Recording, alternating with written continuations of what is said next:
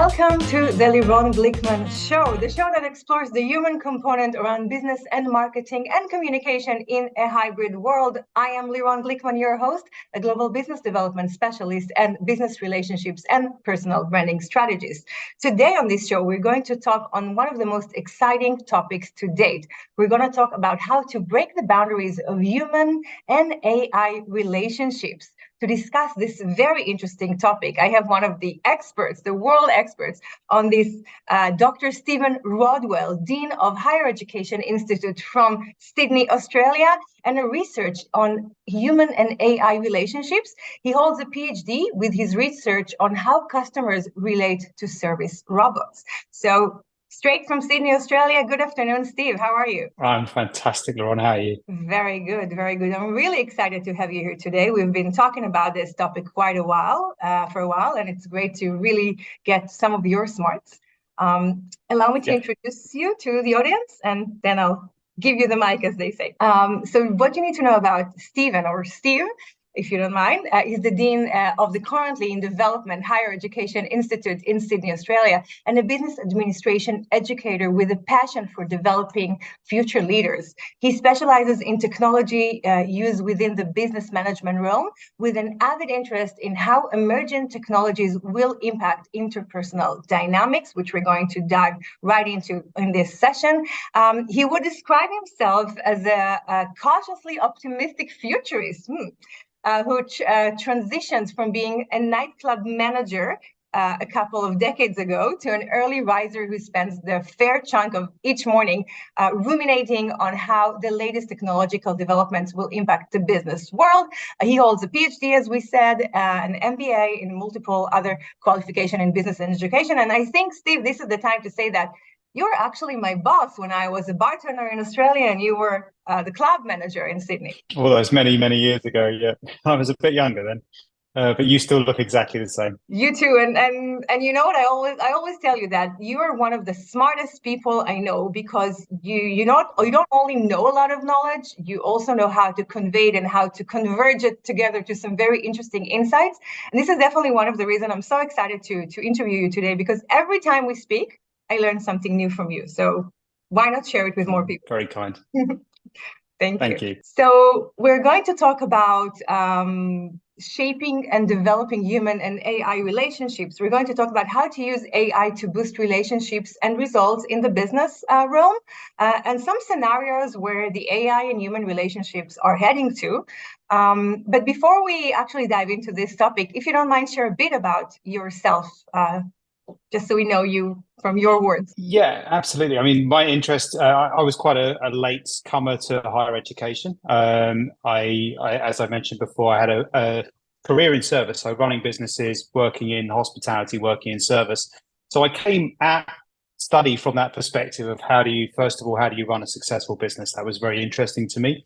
So I went into studying specifically business, but I always, because I used to run bars, I used to run nightclubs, small hotels, and so forth, I always had that kind of customer perspective. So if I'm a customer, how do I provide a great experience as a business for customers? Obviously, it's important to be able to provide that perception of value add with your customer, so they're getting more than they expect. And one of the best ways I've always thought of doing that is utilizing technology well. If you wouldn't utilize it poorly, it can be something that detracts from the experience, but utilizing it well. And so I started to develop an interest in this and started to read quite extensively in this area after I did my MBA.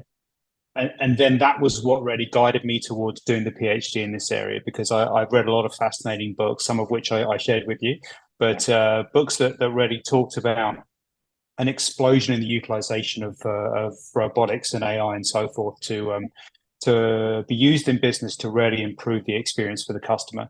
And that's it to me. I mean, I think it's, yes, you can save money using technology. Yes, automation is going to give you that capability.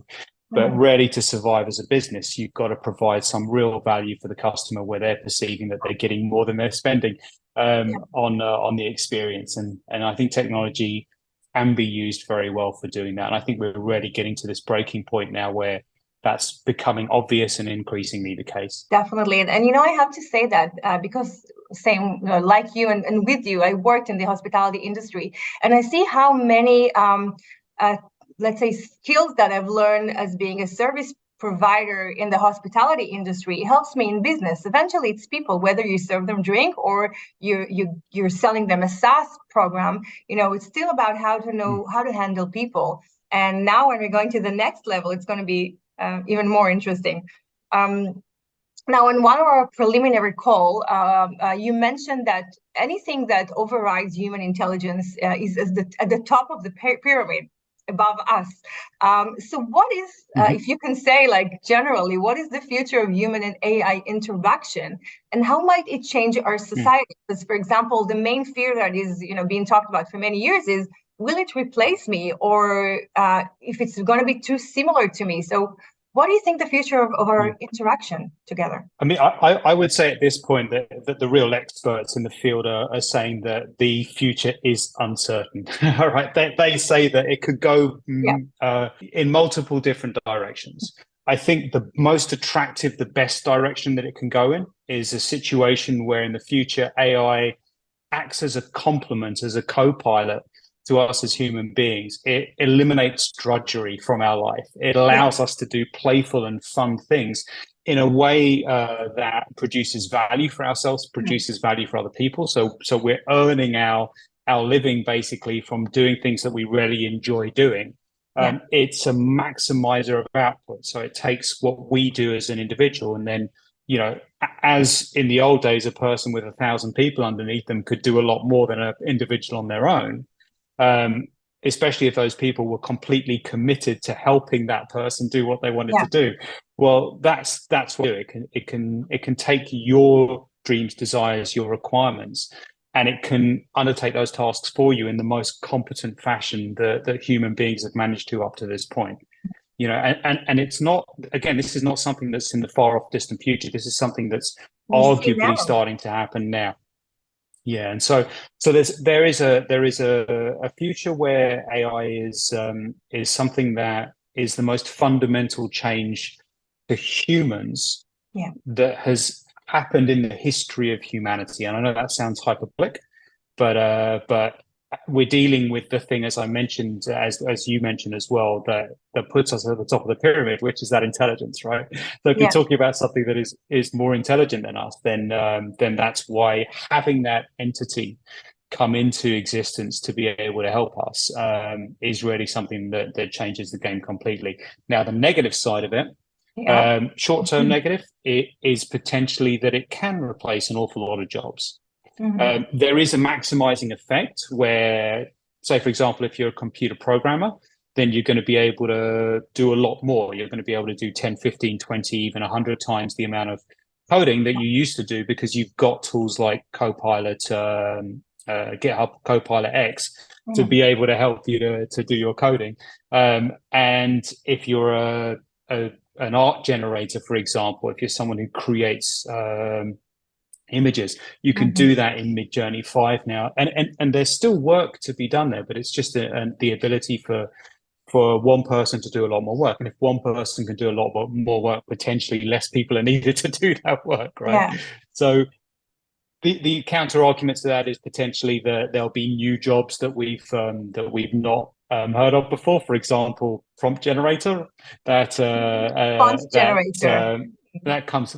Prompt generator, yeah. I mean, even like chief prompt generator sitting on the board of a company potentially, but there is, especially as things like OpenAI, they moved out of robotics. If they move back into robotics, which I know they've just bought another robotics company again, if you really do start to get this blending between these incredible generative AI tools and physically capable robotics and technology, then you are starting to talk about potential replacements for an awful lot of human work, and then the argument is do things shift at that point? So how does it influence society? What are we going to do? I heard one of the videos that you referred me to, and they said that maybe humanity will just live in like a whole mid-burn kind of lifestyle where the AI will do the actual work. Maybe that's again another utopia, but from what you're saying, this could be well. Yeah. Sam Altman, who's the CEO Yeah. of OpenAI, was talking to Lex Friedman the other day on his podcast, and he said something along the lines of 1% human input, 99% AI input in creation of work, right? So for every 1% of work that you do as a human, it's taking Tim Ferriss's 4-hour work week and making it a 4-minute work week, Yeah, exactly. where a person could potentially do massive things. Yeah. It brings back to what you just said earlier. This is such a game changer. This is another human revolution. And we all know if you guys used again ChatGPT alone, you see how it changes the ability to produce content or get some another brain to sync together with you. I have to admit I used GPT chat to get some of the questions for this interview, and what used to take me an hour and a half, 2 hours, took me maybe 30 minutes. So again, it's really, we already see how it changes the interaction. But if I'm trying to ask you again, our audience are high tech and startup founders. So how would the AI change, and what are the implications of this communication change for startup founders who are shaping the technology of the future today? What they need to know to possibly be ahead of the curve in a year or two? Well, there's a couple of things. That in the short term, there is the opportunity, I think, for being able to dramatically impress your customers. If you can utilize, so you've got the new plugins that are coming into OpenAI now, into ChatGPT. So that's, they say, the kind of app store moment for OpenAI. So if you can develop a plugin that offers your products, like say, for example, Kayak's done for ChatGPT, then that's going to give you access to a massive new market. Where in the old days you had to do the Google AdWords thing, right, and hope that people found you on a website. Yeah. Now the AI is going to be generating recommendations for people to utilize your business with links as a recommendation in response to a question that they ask. So there's an opportunity there. There's an opportunity to use the APIs of ChatGPT-4 to be able to dramatically improve things like customer interactions, especially automated interactions. Yeah. There is, I think, the ability as well. We're starting to get the ability to think about this concept of developing an AI personality that represents your brand. So this is quite cutting edge sort of concept, which I've heard a few people talk about, which I really like. But this idea that, like, we will have an AI assistant, an AI dyad, if you will, if you want to be dramatic about it, but a part almost of our personality that is an AI representation in the future. And there's a technological breakthrough that's taking place at the moment, which is that the generative AIs are being interlinked with memory. So currently the memory is just the recollection of the conversation and the inputs of the conversation going into shaping the way that the AI generators respond, the large language models respond. But once these large language models can start to develop a memory where they ongoingly store information and utilize that as more weighted influencers in the way that they respond, then you're starting to get basically the development of a contextualized brand, a contextualized personality to what you're specifically asking the AI to do. And so in that context, then you can start thinking about developing that personality specifically for your company. So today, for example, you see some companies using, for example, deep fake maybe, or, so like you could see me interviewing you, but it's not actually me. It's just the representation of me using my voice and my tone and my, way of, doing things. So that could be like an actual reality soon. On that note, so Spotify has now bought an AI company. One of the really interesting things they're doing is they're going to apparently be working with celebrities to be able to get basically the visualization and the vocalization of celebrities to be rented out to people to be able to be utilized. So a celebrity wanting to do an advert won't have to be there to do the advert, right? And therefore as well, if you want to use Samuel L. Jackson in your advert, then you can do this potentially via Spotify, but you're not going to have to pay the rates that you'd have to pay Samuel L. Jackson now, because it would be to a certain extent democratized through this process of allowing people access. And Yeah, Yeah. it's amazing and scary at the same time. I mean, obviously there are two sides for it. But if we're talking about human and AI relationship, can you just explain when we're talking about communicating with them? Is it through a chat? Is it through a robot? Is it through like a virtual representation? So who am I interacting with when it comes to human AI? Yeah, I mean, currently, I should say the best AIs are via chat, via instructions, via prompts. But that's going to change incredibly quickly. The obvious next step is going to be vocal representations. And with the transformers in ChatGPT, this is potentially already possible. ChatGPT also has now just got image capability. So it's got that image recognition capability that's gone into it. So again, once you've got a camera linked to ChatGPT and you've got that vocalization capabilities linked to ChatGPT, I'm using them as an example. There's obviously many other AI generating tools. They just arguably are leading the game at the moment. But as soon as you've got that, then you've got and you're linking that to really good voice synthesizers, so natural conversation style voice synthesizers.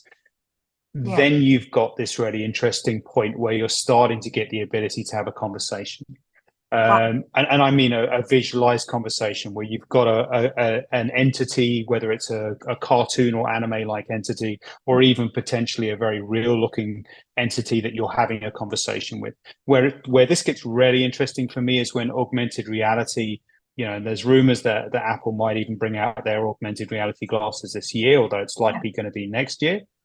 But when augmented reality really comes into play, then you've got the ability to have almost a schizophrenic fashion, have someone there that you can continuously talk to, right? That you've got an AI generated assistant who's there who you can speak to. I mean, otherwise you've got the movie Her, the really great AI movie. You've got that sort of potential where you can have that conversation with her. I think the thing that's actually going to be the slowest to arrive is really good robotics with AI generation. I mean, it's so much harder to do. Yeah, exactly. It's hard work. It'll happen at some point. Yeah. I do think I think I told you about my friend Shiran Melamdovsky Somech, and she actually changed the world with using deepfake technology and actually creating this campaign for women who unfortunately got murdered by their husbands. So she used this technology of AI and deepfake, and I guess now the technology is even better to create a marketing campaign, whether it's an impact-related campaign or any other commercial company. So what you're saying now, if I'm trying to take all the information that you just shared, this could be implemented within companies for marketing and promotion of any product or agenda. But I want to dive a bit deeper into the relationship, or even let's talk about the types of relationships. So we can have a business relationship with AI. We can have an intimate love relationships with AI. So what type of relationships do we see and expect to see? The situations where humans have fallen in love with artificial intelligence has been happening since the 70s. Yeah. So if you go into research labs in universities in the 70s, that humans, there is this idea that we're very what's the word? We're reticent to do this. Like we're saying, no, we're not convinced. We're not fooled. The uncanny valley is not overcome. But I think for a lot of people, there's that desire. And I would also argue as well that there is a loneliness epidemic, certainly in many places in the world, where people are deeply lonely. They don't have that essential sense of connection in their life. Yeah. And so these AIs have the ability to do a real great public service in these contexts and provide some really great close companionship, I think, with people who are in that predicament where they don't have any connection. People who, for example, they have one or two conversations a week with someone at the counter at the supermarket, which is disappearing, or someone on the bus, which again, when buses are self-driving, then that's going to disappear as well. And so, there is the potential there. And people who are doubting this and saying, well, that's not a good thing, I would say it's not ideal currently. It certainly isn't. It would be better if those people could have human connections. But if they can't, if they don't have that in their life, then I think as a great secondary option to have something that seems lifelike as an AI. To be able to converse with, I think, is something that can provide some sense of companionship. So there's that. From a business perspective, as I mentioned, you can have the AI representing the company in discussion with the customers. So if we think about the whole Facebook thing with the idea of personalized marketing, where Facebook can take adverts and, you've got multiple versions of an advert and you can choose certain criteria and different people with different criteria get shown different adverts. At the moment, someone might create 5 or 6 different adverts based on segmentation. But in this context, you can basically, because it's that maximizing capability of AI, you can create a segment of one. So you've got each individual having that experience personalized specifically to them. So in the communication with the company, if someone wants to have a communication that's funny and lighthearted, that sells the message but does so in a really laid back fashion, then that communication can take place. If someone wants that really passionate form of communication, if someone wants it to be really factual, the person's personal needs, exactly what they specifically would want out of this product, as long as that information is available in an ethical fashion to the company, then the company can utilize that to be able to change the communication on a one-on-one basis to show that what the company's offering, is going to meet their needs, is going to exceed their needs. And you also mentioned that some companies even have, or maybe it's one company that has an AI board member. Well, look, I mentioned that from something I heard, I read about. So, and that was probably 10 years ago, I read about that of a company in Hong Kong that had an AI board member. But I'll say this, I heard a conversation with Bill Gates, and I think he released this on his newsletter a few days ago, saying that every board should have an AI on the board now. And initially that AI is just a information provider. So the board can always ask the AI for information. But the point that he makes, which I think is fascinating, is that the role of that AI should gradually increase to be initially something that can be asked for its opinion, and then something that can make recommendations to the board as well. And there'll be a point where that AI is, especially again, if we get to that, potentially. I mean, if you're thinking, that's once we get to potentially artificial general intelligence.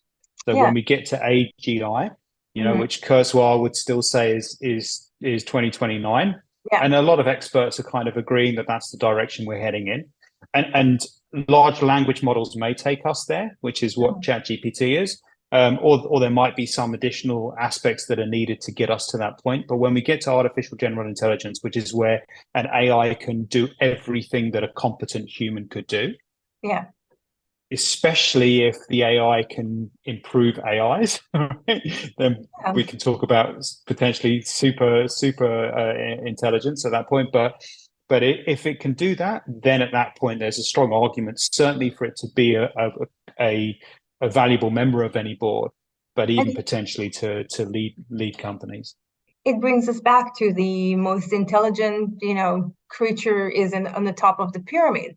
I have a board member who's an AI and whose I trust, and someone is reaching into it or, kind of changing its recommendation. So it's actually going to bring new challenges, yet it's going to bring new solutions. And so I think in this regard, it may bring more work and create another avenues for products or solutions or tech companies, because it will be needed. Yeah, the war. I mean, you make an excellent point. That war on cyber is always going to be there. I mean, even if we get better at this, and things like blockchain, I think are things that can be brought in to really help in the defense. Although there's been notable occasions of blockchains getting hacked and being rugged. But yes, there is always going to be that consideration. There's always going to be that war, and so I mean, this is where you're potentially talking about, and this is again something which I was listening to a discussion with Max Tegmark, and he was saying this, I believe, if we're going to have something that we have to rely on, that is AI, then it has to be either able to be locally stored. So that means it's on our hard drive, and our hard drive is what they call air gapped, which means it's not connected to the internet, it's not accessible, it's not hackable via the internet. Yeah. other potential ways to hack it, but it's not hackable by, so there's that additional safety. Or we've got really high safety assurances that we deeply trust, and it is located somewhere else that is protected. I mean, this is why I think Apple's probably got, even though Apple's been noticeably missing in the last few weeks from the tsunami of AI news that's been coming out, one of the things that Apple has that others don't necessarily have is they have incredible neural engines on their devices. And so there is the potential for having that concept of localized AI tools, LLMs, large language models, on Apple computers, for example, where, you know, if I were Tim Cook, I'd probably be having a very strong conversation, a very deep conversation with Sam Altman at this point, and trying to form a partnership with OpenAI. I know Microsoft has as well, but I don't see a reason why they can't also, work in partnership with them. And to get the very best LLMs into potentially into a localized version within computers. And then, I mean, Apple does privacy a lot better than a lot of other companies. So if you've got that Apple privacy stamp on it, it's not going to be perfect, but it's probably going to be a lot better than some others. So that's actually an interesting point, because Apple is well known for its privacy. So he's saying while once they pursue it in a very I would say intensive manner, then possibly the privacy issue will be good for them as well. Will support them. Let's talk a bit about emotion and emotional attachment. So can AI really understand human emotions and maybe exhibit empathy or compassion? If so, how is it being done? Because, we see, like, it feels fake still when you talk to an AI, or when you talk to a figure that's supposed to, talk to you and share some information with you. So at some point, it may not be as fake, but how can it show emotion, and how could we be able to be open for AI emotional expression? Yeah, it's an interesting. I mean, our experiences are had by us, so it's not whether the AI is displaying emotion. I think it's whether we feel that the AI is displaying emotion. So it needs to be able to to replicate emotion in a way that's believable to us. There are some people who are arguing that there is potential consciousness in AI, but most people are not, and I certainly wouldn't make that argument at the moment. I don't think that's the case. I mean, first of all, we don't know what consciousness is. Secondly, we're probably, even when we do, we're probably quite a long way away from that point. But for AI to replicate emotion, one of the really interesting things that I was listening to with Ilya Sutskever, who's the chief scientist at OpenAI, and one of the early developers of large language models. What he was saying was really interesting is when they first ran these large language models, all they are is predicting the likely next steps in things. That's how they work. So here's this information. What's the likely next step? They didn't input any concept of emotions into these things, but one of the first breakthroughs that they really realized they were onto something that was world-changing was that the large language models were able to identify emotions in conversations. So one of the first things that these things could do with the early models in OpenAI was that identification of emotions. And so then again, once we've got the ability to audio input, and we've got really good AI models already that can recognize emotions in people's audio files, better sometimes than humans can. So hyping up that emotional intelligence almost within the robot to really be able to understand emotions. Then we've got the ability for AI really to be able to have potentially a better understanding of your emotional state than people around you.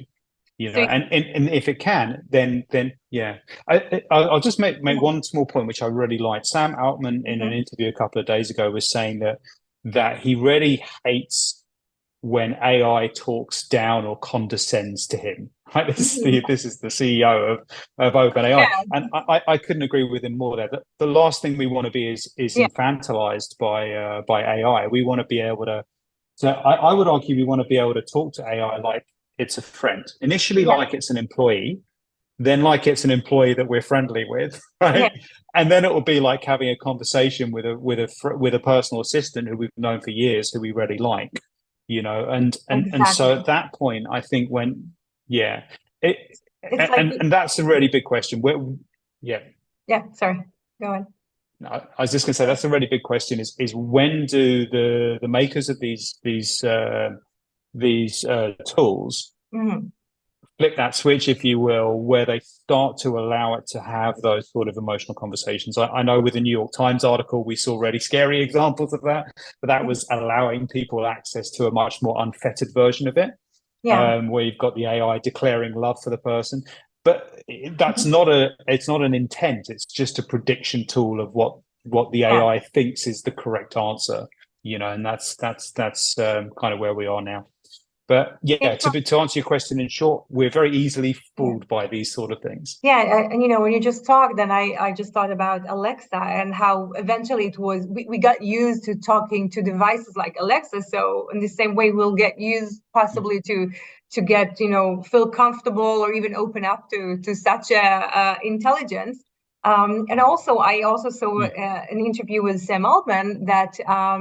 And what he says was interesting, that actually you can prompt it to understand what, for example, what racism is, just like you said about different emotions.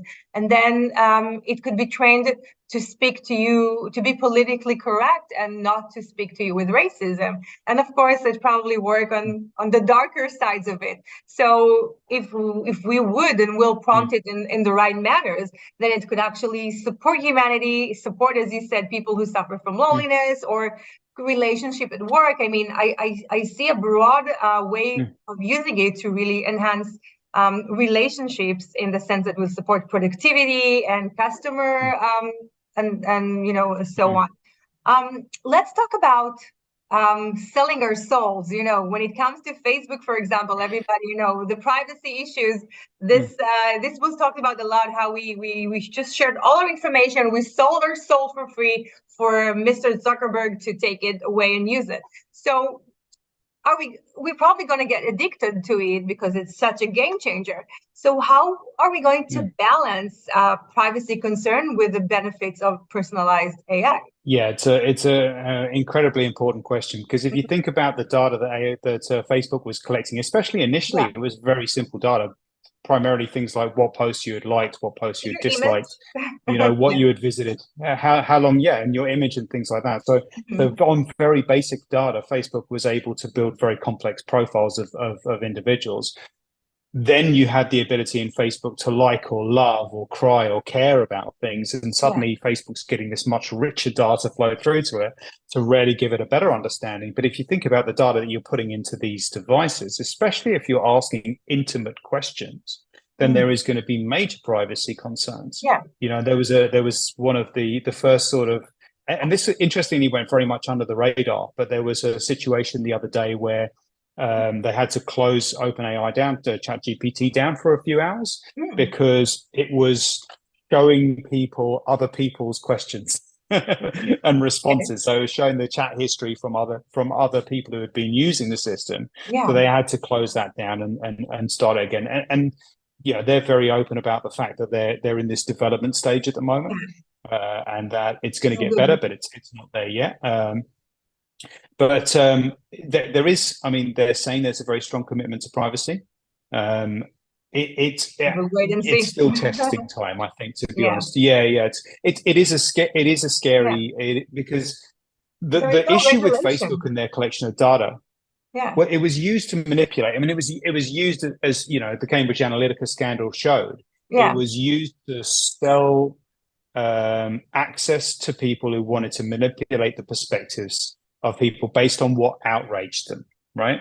So outrage is obviously that thing that connects, that's most sticky, and that's the thing that keeps people on the internet. It's a thing that gets them to take action. So that idea of understanding a person, so you can turn on that outrage gauge or the cuteness gauge, which is the other one that keeps people online, to be able to do that, with that data. Facebook was very good at that. But if you think about how much better these devices are going to be at doing that with so much richer information on us, if given the opportunity, one of my biggest concerns is the election aspect of it. You're talking about utilizing this to pervert elections around the world, then that starts to get in the way of democracy and free and fair election. Exactly. That was the issue with Facebook. I believe that is the potential issue with this. Even people like Elon Musk are coming out now and saying we need to go slow on this because it has the potential to be incredibly dangerous. And Sam Altman, to his credit, has said that, look, if we need to slow things down, we're going to slow them down.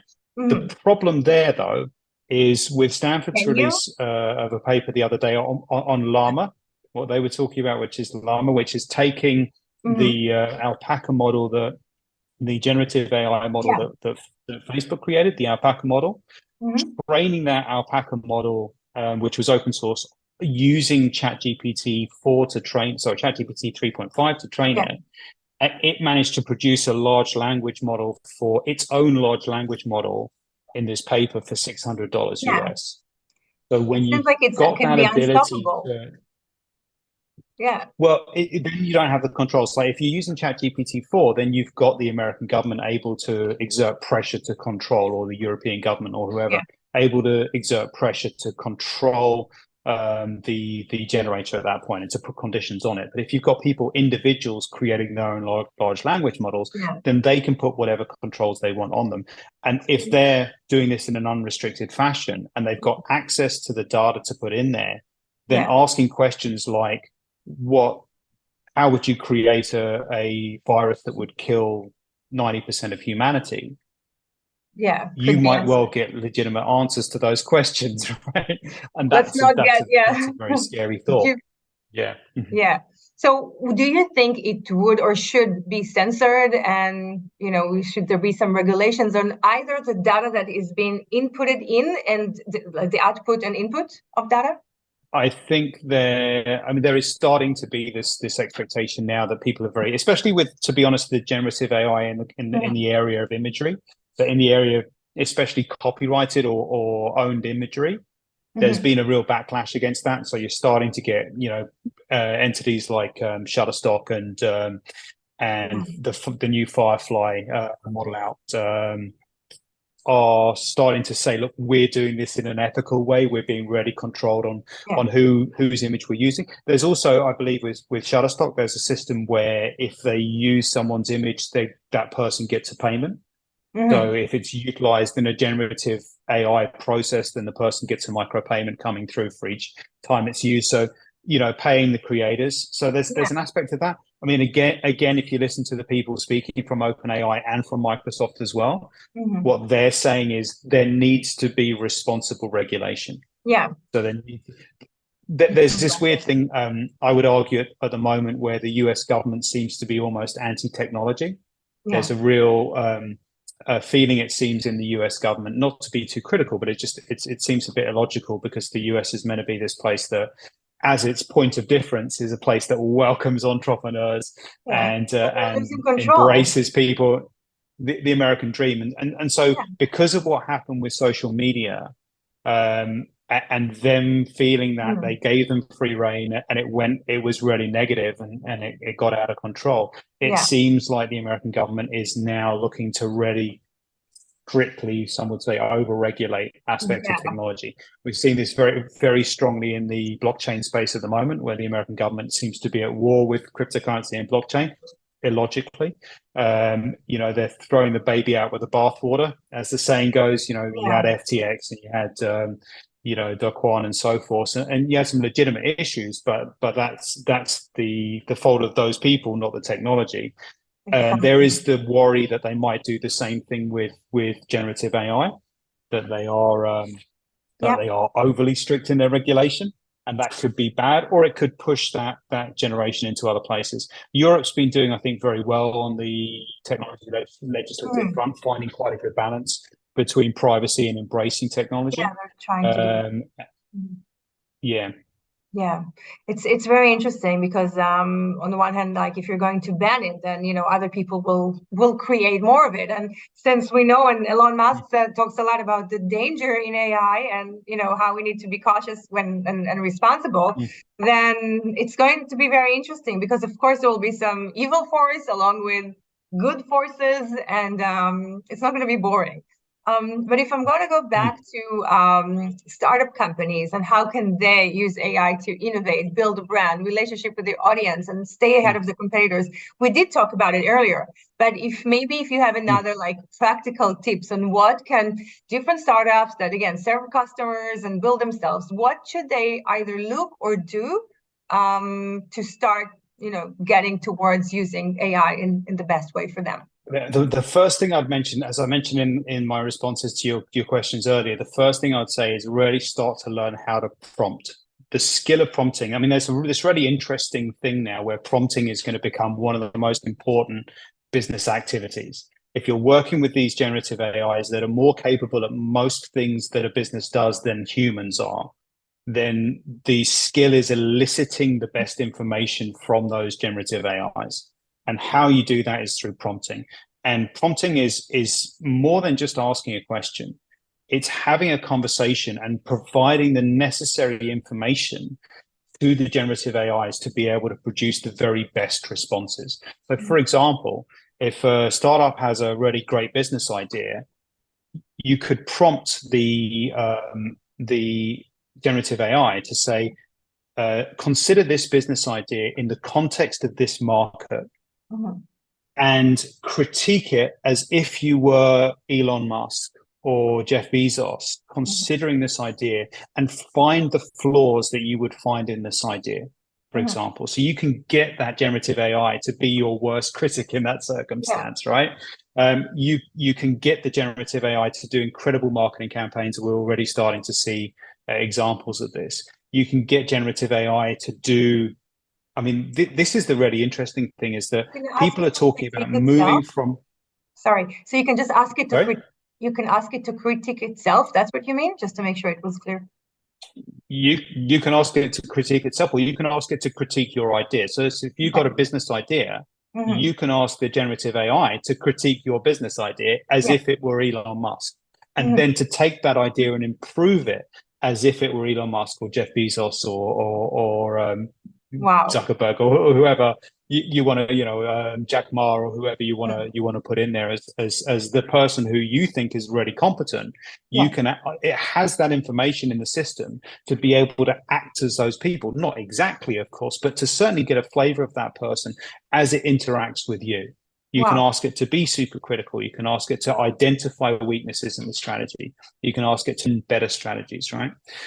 You can ask it to, if say, for example, you haven't gone and studied an MBA and you want to have access to that information that you would have gained potentially by doing an MBA at an Ivy League university, you can ask it to act as a Stanford business professor and make recommendations for how you might approach a certain aspect of your business, or what you need to know, or how to build a responsible business plan. Or, now, especially with the Copilot capabilities, the Microsoft's building into their Office suite of products as well, that's utilizing as an aspect, that's utilizing ChatGPT for there. So you can ask it, for example, to analyze your accounts, when you're going into Excel. And this is really interesting as well, to be able to identify weaknesses in sales and identify strategies that can improve in those specific areas where you might not necessarily see them in the numbers. You might need a really capable accountant to be able to find those things. And that capable accountant is not necessarily going to be able to understand what business strategy works best in that circumstance, but this tool is going to be able to do that. And then again, from a marketing perspective, we're definitely seeing that. But what I was going to mention earlier, which I think is really fascinating, is this idea of moving away from computer programming languages to programming in English, right? Or whichever language you want to speak, because the generative AI speaks most languages. But being able to program computers. So when you're building things, building programs, building websites and so forth, you're doing it by having a conversation. Can you do this? Can you change that? Can you build this logo?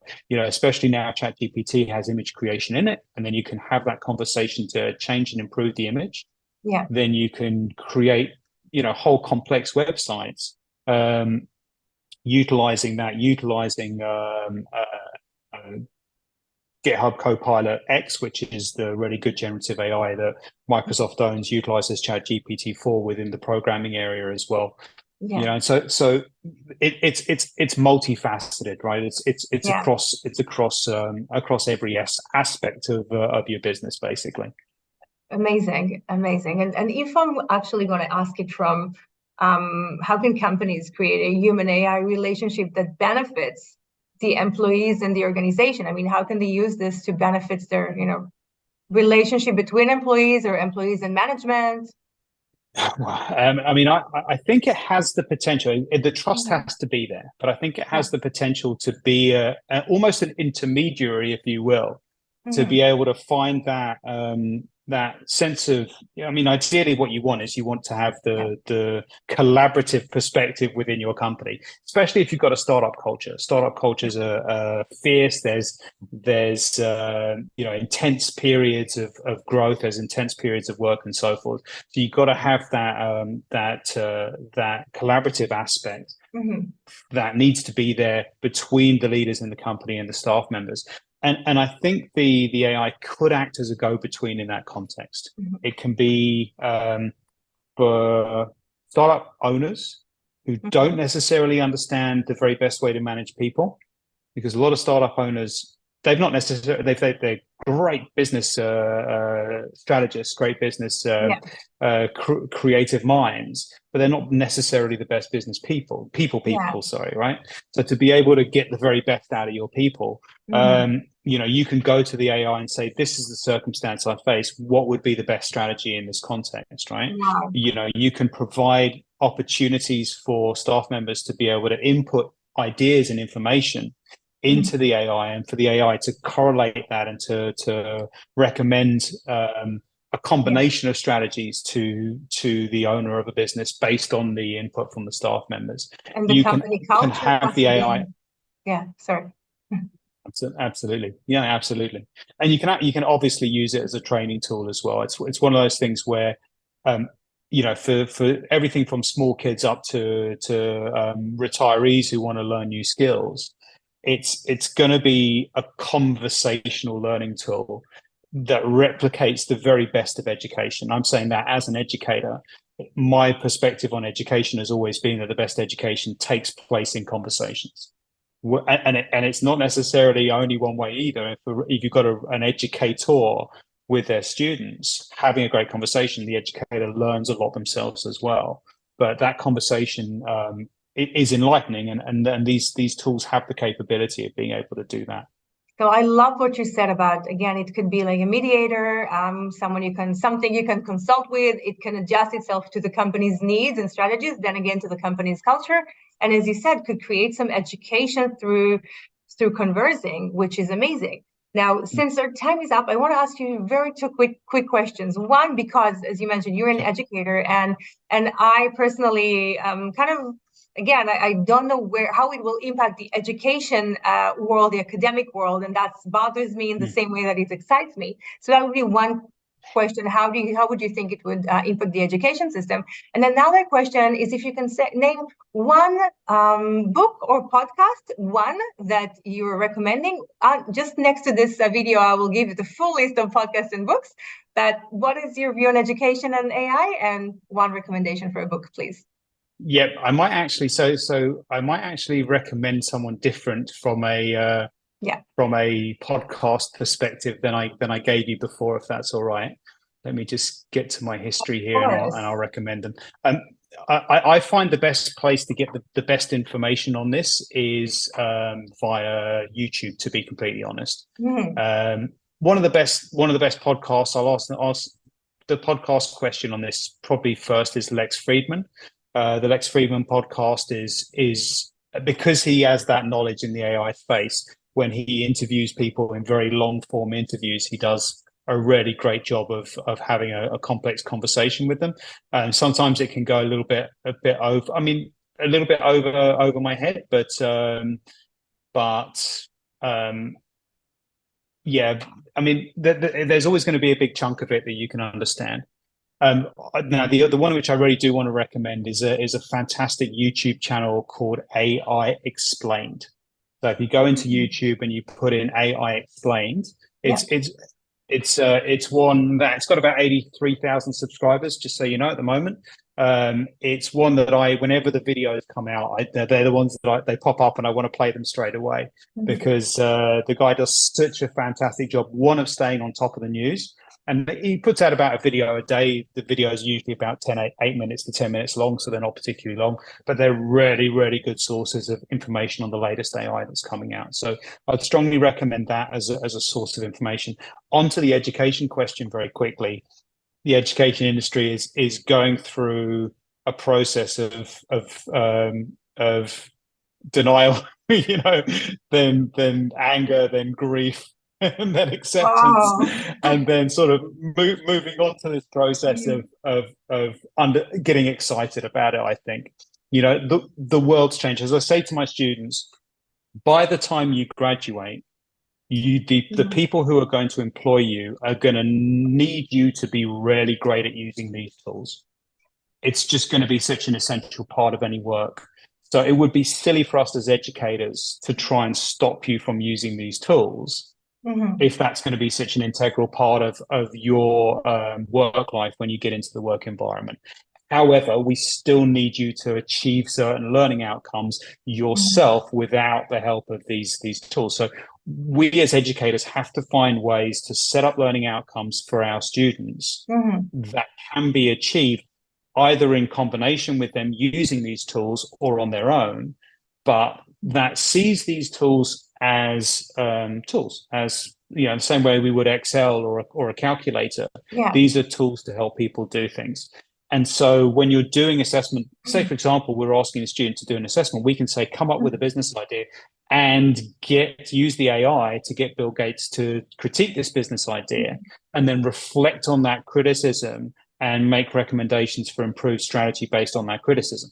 So then we're incorporating the utilization of these tools as something they never could have had before. And now they've got access to be able to use these tools. I mean, the other thing, to be honest, is, and this is maybe moving a little bit backwards, but we can allow students to use the tools, but they just have to demonstrate an understanding where we're having conversations with them. So if you've got a class where you've got the capability of doing this, you can say, okay, you've said this, let's have a discussion about that, and you can tell me what you mean, you can expand on it. So the students are still showing that they've got that understanding and that the tools have helped them to understand it and to propose better ideas, but they know why they're doing that. And then they're getting what they need, which is these capabilities when they go into the business environment. I love it, because I think one of the most important things that I've learned at university is really how to critique ideas, really like how to be more critical and look at things in an investigative way. And we don't want to lose it as the human race. As you said earlier, eventually it's the higher intelligence is it's in the top of the pyramid, and we need to make sure that this one doesn't goes crazy. Just on that. Yeah. Sorry, just on that note, very quickly, one of the things we have to know is that these tools, especially ChatGPT, get stuff wrong all the time. So whatever you're doing with it, if you just accept its answer, there's a good percentage of what you're accepting that's going to be wrong. Yeah. And so therefore you have to go through it. You have to check. You have to modify the information that you're getting out of it, whether you're a student, a business owner, or an employee. Or an academic for that matter as well. You've still got to check. You've got to put your slant, your personality, your intellect to work on this, on the content that comes out of it to make sure that it's correct. So the good news is that we still have to use our brains, guys. So make sure you're still doing it. But one of the main things I'm going to take out of our conversation, along with many other tools, is that I'm going to ask for GPT Chat to critique some ideas being from an Elon Musk perspective. I love this, and I think this is such a great tool for growth, for again business and personal. So I'm going to do it right after this conversation. Steve, I could have talked to you for hours, but again, we have some obvious time limitation. But first of all, I want to thank you for making the time, for sharing all your great smarts and experience, and more so for educating the next generation. And I really hope to be able to have you here once again soon and learn about the latest and greatest in this field. Absolutely. It's been a joy. Thank you so much. So Dr. Stephen Rodwell, the Dean of Higher Education Institute in Sydney, Australia, and a researcher in human AI relationships. If you want to contact Steve, just look him up on LinkedIn. It's Stephen Rodwell, PhD, MBA. I'll also have the link just next to this video. And thank you for watching the Liron Glickman Show, the show that explores the human component around business, marketing, and communication in a hybrid world. Subscribe to the channel and leave your comment next to this video. And I'll see you on our next episode. Thank you.